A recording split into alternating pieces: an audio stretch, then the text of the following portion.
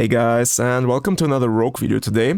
So here I have something very special. You can see me play Dance of Knives Rogue build, but actually I'm playing without Victimize and also without the new grenade tag from Meepy.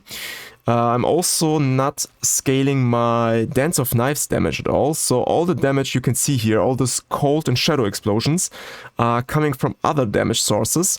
So for example, I'm using an aspect that most of you guys probably never heard of, or at least never used in any other build.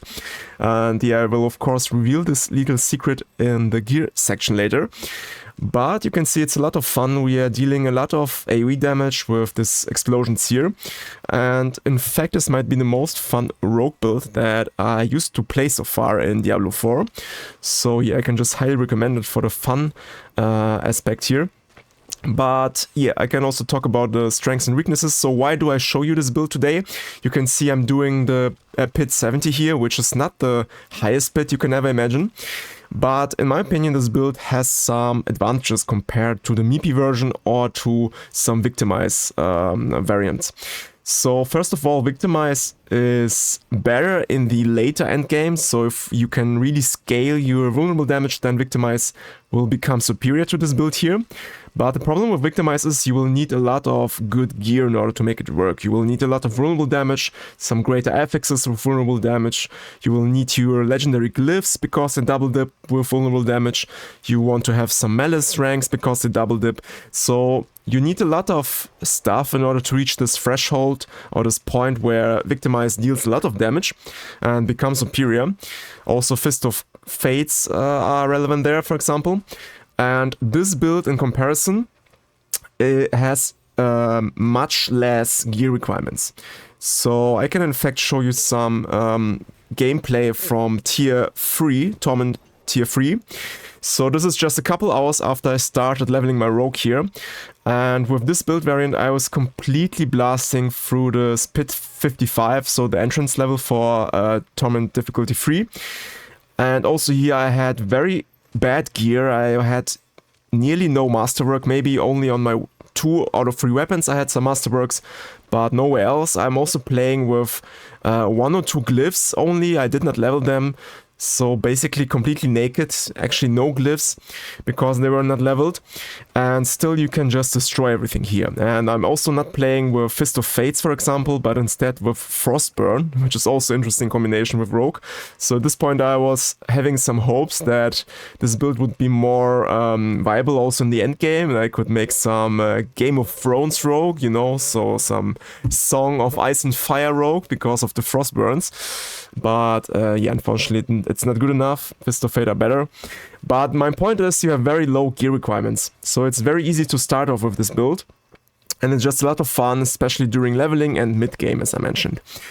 And also another big advantage compared to the Meepy variant with the grenades is that you have a lot less snapshotting here. So you don't need to do all the snapshot stuff of drinking 2 health potions, attacking with basic attacks in order to get your Ashira's attack speed buff, and also some other stuff, I can't remember, but you have like several different multiple snapshots.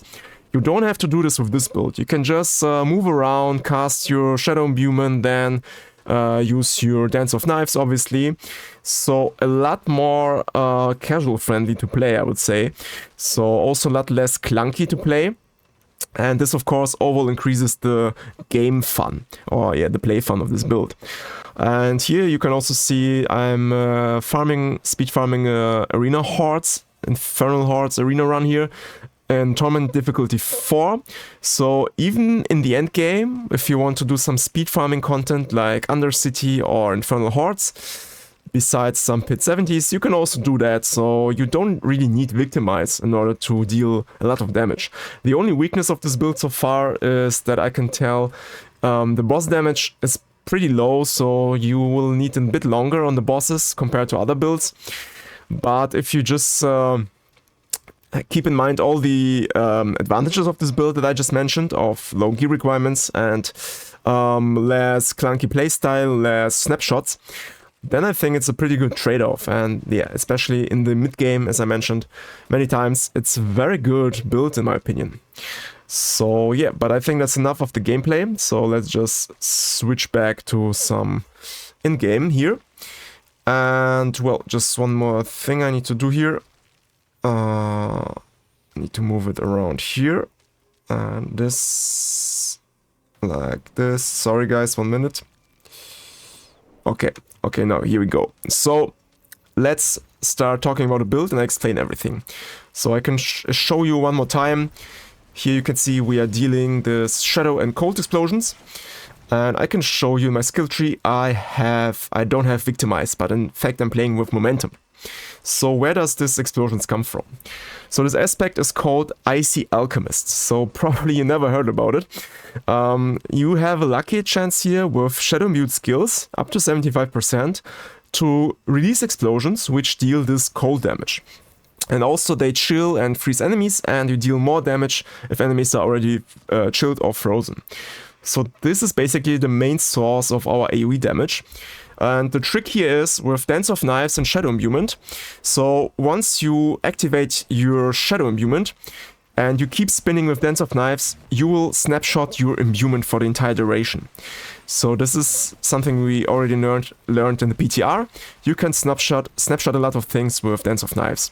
So for that reason, your Dance of Knives is always Shadow Mute, and it will always activate and proc this Icy Alchemist aspect. So you will always release this this cold explosions. And yeah, now we just try to scale this damage up. So we get a lot of AoE damage this way without Victimize. So this is the first source of damage. The second one is actually coming from weapon tempers. So here I have 3 different shadow damage tempers on my 3 weapons. So why shadow damage, you might ask? The reason for that is we are also playing with Eldritch Bounty node in the Paragon tree, or in the Paragon board.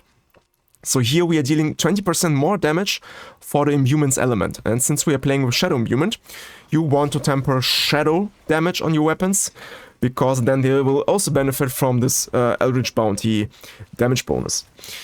And for the same reason, we also have Cold Imbuement on the skill bar, because then we can also proc Cold Imbuement, and this will increase the cold damage from Icy Alchemist explosions.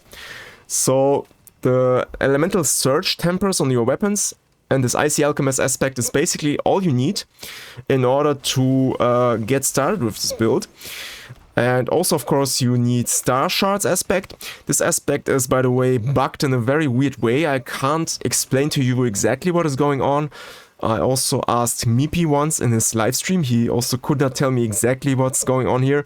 But it interacts in a very weird way with Dance of Knives and all the other lucky chance effects, I guess, as well. So you're just dealing way more damage with Star Shards. Usually this flat damage that you can see here is not too high, but yeah, there's some buggy stuff going on, and basically you just need this aspect also for any Dance of Knives builds right now. But once you have these 2 aspects and some shadow damage tempers on your weapons, you're just good to go. And also, if you might ask, what about Dance of Knives? Even though I have 5 ranks skilled there right now, this is just because I don't know where to put my skill ranks anyways. And I'm also fearing a bit that it has some buggy interactions with Star Shards also, but I'm not sure about that. But basically you don't need Dance of Knives ranks, because all of this damage here, the high damage numbers that you can see, 200 million up to 500 million, they all are coming from Icy Alchemists and my shadow damage on the weapons. So Icy Alchemists is dealing this AoE damage, and the shadow damage on my weapons is mainly for single target damage. So this high damage numbers up to 400, 500 million, they are mostly coming from my tempers on the weapons. So we are dealing no damage basically with Dance of Knives itself. This is very similar to the Victimize version. Okay, now I want to go over some important tempers. So the first one I already mentioned, this is obviously the shadow damage, but then we also have damage per Dark Shroud Shadow. So this is also a temper you want to get on every offensive item, and this is what will increase your attack power also here. So because we have 5 active Dark Shroud Shadows active at the same time, this will just increase our damage in a very huge way. And yeah, you can see I'm reaching more than 200k sometimes also. So this is the second very important temper on your offensive gear. And together with momentum, so we are also playing with momentum because it gives us some nice 50% damage bonus. And with this build we just want to stack flat damage bonuses. So if you take a look at my gear here and all the aspects, I have Retribution, I have Cold Clip, here I have Conceited, I have Frostbitten on my amulet, even Penitent Griefs, which give me some nice flat damage bonus. Then Concussive Strikes on my pants. And yeah, also Fist of Fate here. I tested it with many stuff. It now works in Season 6, also with Victimize. And it also works with the Shadow Damage tempers. So it also scales your damage. So it's good to have 300% max roll here. And of course also Shroud of False Death increases my damage thanks to this all 1-to-all passive ranks. But you can see the idea is we have some aspects that just increase my flat damage as well, so just the general damage I can deal. And Cowl of Nameless, by the way, is better than any unique helmet. So here you also want as nearly as possible to the max roll, so you want the 40% increased lucky chance if that's possible, and also greater effects on unstable elixirs. And also, yeah, this will be better than any mythic unique, because lucky chance is very important for this build. So we have a 40% lucky chance on our tempers and 75% on our shadow or let's say cold explosions from the shadow mute skills. Yeah, so this is basically the setup here. I can also quickly go over the runes. So here we have the back Yom combination. This is just like in the Meepy guide. You just want to travel with your Dance of Knives, and then you will cast Yom, the Druid ultimate. And the only reason for that is because we are playing with preparation. This will reset all of our cooldowns. And also the main point here is we can get use of No Witness legendary note, which can give us a huge damage multiplier. So this rune just works with our Paragon node, and that's the reason for that. And my second rune combination here is Neo Q. So here, after dealing damage and after not taking any damage within 2 seconds, we will also get some rune resources here, and then we will cast the Earthen Bulwark from Druid. So this way I can maintain a barrier actually 100% of the time, and this allows me to use this Conceited aspect, which is just a very good aspect to increase the flat damage, which is just perfect for this build here. So this is the reason why I want this barrier. I don't think there are many good options for runes. You could also try out Vortex to pull in enemies, but then you would need to swap this aspect here for some worse aspect. So for that reason I don't like it. And I can also show you the Mercenaries. So here also this is very similar to the Meepy build. We have 20% lucky chance with Subo. This is just very good for this build as well. And here I took Variana with Earthbreaker because we can benefit from the knockdown sometimes. Because we also scale Malice actually here, and I have, for example, 7 ranks in Malice, and then with knockdown enemies you would deal even more damage. But it's not too important. So yeah, runes and mercs. What else can I mention that is important? Well, everything here with the gems, like resistance and armor is pretty easy. You just need 1 armor roll and resistance to all elements roll on your pants. And then together with your Paragon board, you can cap out pretty easily. Here I'm not capped out because I still need to masterwork my pants. I was just lazy. And actually you don't really need it because you can even survive with a little bit less armor and a little bit less resistances. You're a speed farmer build anyways at this point. But yeah, that's basically all I can tell you here. Oh, one last point here maybe. Of course, Fist of Fates is the best item here, but you can also play with Frostburn in the beginning, like I showed you in my gameplay part. So if you just fresh in tier 1, tier 2, and you don't have a very decent Fist of Fates yet, with greater effects on lucky chance, for example, then you can also just use Frostburn gloves. They also have very nice flat damage effects. and they will also just carry you through the first torment tiers. So very good gloves in the beginning and also very fun to use. And now I can quickly go over the skills. So like I mentioned, we don't really need this ranks in Dance of Knives, but since there's nothing else that we can take, for now I have just skilled it, so whatever. Then here we have Disciplined Caltrops. This is something you use for the boss fight. I can also show you the boss rotation after that. So here you just want to have some more critical strike chance for the boss fight. That's why I took Disciplined Caltrops. Also here 5 ranks in Shadow Imbuement. It's not too important, you can also invest less, but anyways, it doesn't matter too much. And yeah, like I mentioned, Momentum, very good passive here. And only 1 point in Cold Imbuement is enough. We just want it for Eldritch Bounty. Now I can quickly go over the skill rotation again, I have forgotten this. So what I usually like to do, of course, I start each fight with Dark Shrouds. If I enter the pit, I need my Dark Shrouds to be active. And then what I like to do is I immediately activate my Cold Imbuement, and then I Shadow Step into the first enemy pack. This way I will proc my cold damage buff from Eldritch Bounty, and immediately after that I can cast Shadow Imbuement and then I start spinning. So this way you enable that you have both cold and shadow element damage buffs active at the same time. So again I activate my Cold Imbuement, I Shadow Step into the first group, and then I start spinning with Shadow Imbuement. So it's very important that you always spin with Shadow Imbuement active. You never want to spin with Cold Imbuement active, but like I mentioned, Cold Imbuement is only here to buff our cold damage with Icy Alchemist. So if you are too lazy, you don't have to do this, you can just skip Cold Imbuement entirely and just play with Shadow Imbuement and spinning around here with Shadow Imbuement always. But if you want a bit more AoE damage, then you could work in this rotation here. And Cold Caltrops, I actually never use them during speed farming, it's only for the boss fight. So when I fight a boss, then I lay down also my Caltrops and then I start spinning.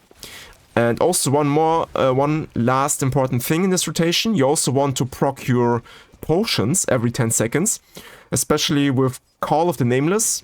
We have a huge damage bonus here. So I have 8 ranks with Unstable Elixirs, and this gives me 48% more damage after activating my healing potion. So you also want to do that just after you start spinning with your Shadow Imbuement. You usually want to proc your healing potion also. So once every 9 or 10 seconds you just repeat this rotation and you're good to go. And now I can quickly go over the Paragon board. So here we have Fluidity Glyph, then we have Control Glyph with Cheap Shot board. We have Devious Glyph with No Witness board. Devious is here to increase our damage with like ultimate skill damage, because this scales No Witness and we deal more damage in general. Then we have Canny Glyph with Exploit Weakness and Headhunter with Eldritch Bounty. And if you have enough points left, if you're pushing for 300 Paragon, then you just want to spam all your dexterity nodes here. So this is your Paragon sync kinda. Okay, but that's basically the build. I think I've covered everything that's important. I will also probably do a Victimize guide after this one, and we will compare these two builds. But especially for mid-game and leveling, like I mentioned, this build is just very good, a lot of fun, so I can highly recommend it to try it out. And yeah, I hope I see you guys in the next videos.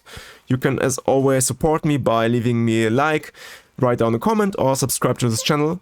And yeah, I would really appreciate this. So I hope I see you in the next one, guys. Have a nice day, and bye-bye.